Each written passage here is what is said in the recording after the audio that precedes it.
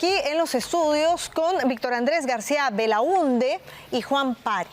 Ambos muy conocedores de lo que fue parte de la investigación, si bien es cierto política, pero parte de la investigación que se hizo a todo este llamado Club de la Construcción, que no eran otra cosa que todas estas constructoras mafiosas, ¿no?, corruptas, que luego, bueno, han ido librándola de a pocos. ¿Cómo están? Buenas noches, gracias por estar aquí. Buenas noches. Gracias, y un placer estar acá con Juan después de mucho tiempo que no lo veo. Bueno, de mucho tiempo, y es necesario mirar de aquí hacia atrás, ¿no?, para ver qué es lo que ha pasado en este tiempo. Víctor Andrés, ¿cuál es su primera impresión de lo que ha sucedido con Miguel Castro? Ustedes en algún momento también han tenido contacto con él. Sí. Bueno, nosotros lo entrevistamos en la Comisión Lavajato el 16 de abril del 2016. Y se advirtió todo esto. Por supuesto que los fiscales empezaron mucho tiempo después. Y creo que no le hicieron caso al informe de la Comisión Lavajato y supongo que el del señor Pari tampoco, ¿no? Pero lo cierto es que ya se veía en ese momento lo que se supo rápidamente después. El cerebro de toda esta coima, esta telaraña de corrupción, de favoritismos, de contratos entreguistas, fue el cerebro Castro. José Miguel Castro. Él fue gerente del Banco de Crédito, muy exitoso. Después fue presidente de la Caja Municipal, donde se hizo la compra de un automóvil de 386.000 soles, un McLaren que circulaba por Lima, que lo había comprado la Caja y que él usaba, y una serie de trafas que hizo a la Caja Municipal y le causó un hueco de más de 30 millones de soles. Pero el que hizo todo fue eso, el que recibía plata, el que le dio $2 millones a Luis Fabre para la campaña. Todo eso lo manejaba él. El que iba a pedir plata, tocaba la puerta de Odebrecht y de Aoas, era él. Entonces, que este señor, que era el más importante de todo el próximo juicio que va a iniciarse después de 8 años de demora de los fiscales que se dedican a otra cosa, que muera degollado prácticamente, he visto las fotografías, y es un degollamiento, sí. No es cualquier cosa. Sí, es espantosa. Es un degollamiento, entonces sí. La foto no se puede ni mostrar. Sí, no. Entonces significa que lo han matado. Hay un homicidio detrás de todo eso. ¿A quién beneficia el homicidio? El homicidio, ¿a quién beneficia? Bueno, a Odebrecht, evidentemente. Habían razones para que él no hable. 2.700 millones de acciones, que son 2.700 millones de dólares que pide Brookfield a la Municipalidad de Lima por Rutas de Lima. Así que hay mucho dinero de por medio, todavía hay mucho dinero de por medio, y por lo tanto aquí se está jugando mucho dinero y mucho y se está buscando olvidarse de todo, borrar todo y salir librado, Susana Villarán en primer lugar, los que la acompañan en esta acusación, y por supuesto cobrarle al Estado todo lo que se pueda cobrarle a costa, pues, de que no hay pruebas y que no hay cómo demostrar que hubo corrupción en Rutas de Lima y en OAS. Hay que recordar, sí, que esta coima sirvió para que OAS, la línea amarilla, tenga 10 años más de concesión, que eso equivale pues a como 2.000 millones de dólares adicionales de ingresos, claro, en 10 años. Así que estamos hablando de mucho dinero. Ahora, Juan Pari, usted también tuvo un informe justamente en minoría de la Comisión Lavajato.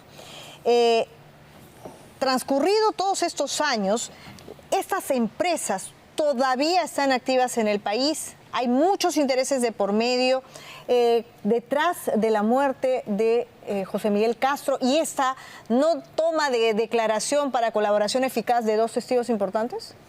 Hay un elemento clave que ellos se juegan, que los casos no aparezcan, entre comillas, contaminados por corrupción, y por lo tanto quieran presentarse después como víctimas que han sido transgredidos por el Estado, por la municipalidad o por lo que sea. Entonces, hay una denuncia en esa de 2.700 millones de esta empresa canadiense, pero todos pueden decir, oye, ¿qué hace una empresa canadiense acá? Hay que recordar que Odebrecht es brasileña y Brasil no tiene relación con el CIADI. O sea, una empresa brasileña no puede presentarse al CIADI y necesita un socio que sí tenga vinculación con el CIADI. Claro. En este caso, Canadá. O en el caso del gasoducto, determina su residencia en Luxemburgo, a partir de eso recién puede hacer la denuncia al CIADI. Entonces, el tema hay que ver más... Es una red con tentáculos internacionales. Quiere decir que si se probara, como todos los caminos se están llevando hacia esto, que se trata de un homicidio, quiere decir que detrás hay toda una mafia con conexiones internacionales. Es bien probable que eso sea así, porque en el fondo son cómo funciona el negocio, qué es lo que gana. Por ejemplo, ¿cuánto compró Rutas de Lima Brookfield? 430 millones. ¿Cuánto es su demanda en el CIADI? 2.700 millones. Altamente rentable sin hacer absolutamente nada. O sea, con una denuncia en el CIADI, altamente rentable. Y a Yair, los 200 millones que ya ganaron en este arbitraje por haber cerrado unos meses el peaje Puente Piedra. O sea, el peaje Puente Piedra son 200 millones que hay que pagar. Claro, porque no hay otra explicación, y quiero una opinión sobre eso, sobre lo que señalaba el abogado hace unos instantes de Leo Piñeira, ¿no? Con relación a por qué no se toma su información y se cierra ya un acuerdo de colaboración eficaz para el juicio. Tenemos justamente... Los fiscales no querían. Y probablemente hasta el día de hoy va a seguir la delación, pero tenemos una presentación, justamente lo que usted mencionaba, Víctor Andrés, del 16 de abril, cuando se presenta Miguel Castro, justamente en la Comisión Lavallato. Vamos a ver. Si estaba incluido subir los peajes 66% los primeros 3 años, sin haber hecho mayor inversión. Y segundo, si el MEF opinó en esto, en este tipo de contratos, ¿qué opinión emitió el MEF? No opinó el MEF. No opinó el MEF. Ya. En el contrato original... entiendo que había un proceso gradual de incremento de los peajes de indexación. Había, además de eso, la indexación de la inflación y la adecuación tributaria por el tema del IGB. Eso fue el 16 de abril del 2018. O sea que el MEF no opinó esos contratos. O sea, es una cosa muy grave. O sea, y además, con una subida progresiva de 66%... Correcto. Del peaje, que no estaba aprobado en el contrato. O sea, todo era un gran negocio. Y lo que decía Juan, yo creo que estoy de acuerdo con él. Es decir, estamos hablando de 2.700 millones de dólares que quieren cobrarle al gobierno, al Estado peruano. ¿Qué tanto? Y con Castro vivo era muy difícil porque iba a contar todo. Con Castro muerto es más fácil. ¿Qué tanto contó en esta comisión? Bueno, hay que leer, es una entrevista o una reunión donde se le preguntó durante más de 1 hora. Bueno, que habían estado 3 años negociando por debajo de la mesa. O sea, 3 años sin que nadie sepa nada. Que era una iniciativa privada 100% financiada por Odebrecht y al final acabó siendo una iniciativa privada cofinanciada. O sea, cambiaron todas las condiciones. Y además, insisto, se le dio 10 años más de concesión. Claro. O sea, realmente fue un entreguismo total. O sea, no solamente es un tema de coimas, sino es un tema de un contrato vergonzante para el país. Vamos a regresar tras la pausa, ¿sí, señor Pari? Y porque hay todas estas declaraciones. ¿Qué pasó en el tiempo? Si esto fue el 2018, a la fecha, ¿no? ¿Qué tanto se avanzó? ¿Qué pasó con esas recomendaciones, con el informe final? Todo esto tras la pausa. Bueno, estamos con Víctor Andrés García Belaúnde. Me quedó pendiente, señor Pari, una pregunta. Usted, en varias ocasiones, usted también tuvo un informe en minoría sobre esta investigación, señaló de que estos como no han sido aportes, como siempre se nos ha mencionado, ¿no? Del lado, sobre todo de la gente que simpatiza con Susana Viera. Estos eran sobornos. ¿A cambio de qué? ¿Qué va a pasar? ¿Qué ha pasado en el tiempo con estos peajes, con esta investigación que ustedes hicieron? Yo creo que hay que entenderlo en su conjunto. Yo siempre he sostenido que el soborno, la coima, es una parte del negocio. Y hay que ver la parte de la contraprestación de ese soborno. Y es lo que decía Víctor Andrés, o sea, ¿qué gana la empresa coimeando a eso? Y eso que gana es tremendamente perverso y tremendamente dañino. A veces nos quedamos solamente mirando el soborno, que sí impacta, claro, a todos le da cólera que un funcionario público se esté vendiendo y vendiendo los intereses del país. Pero también hay que ir a ver y analizar lo que pasa en el otro lado. ¿Por qué hace el soborno? ¿Por qué hace la coima? ¿Por qué, qué es lo que se beneficia tras esto? O sea, el tema de, por ejemplo, del caso de Línea Amarilla, que se firma un contrato en el 2009 con Castañeda y en el 2013 se saca la primera adenda, y en la adenda se incrementa 10 años más de concesión, se amplían peajes, se amplía un montón de situaciones que obviamente se beneficia tremendamente la empresa. Claro, pero también se beneficia cuando no cierran acuerdos de colaboración eficaz. Esta misma situación se dio con los colaboradores, por ejemplo, cuando tocó investigar a Keiko Fujimori y a otros.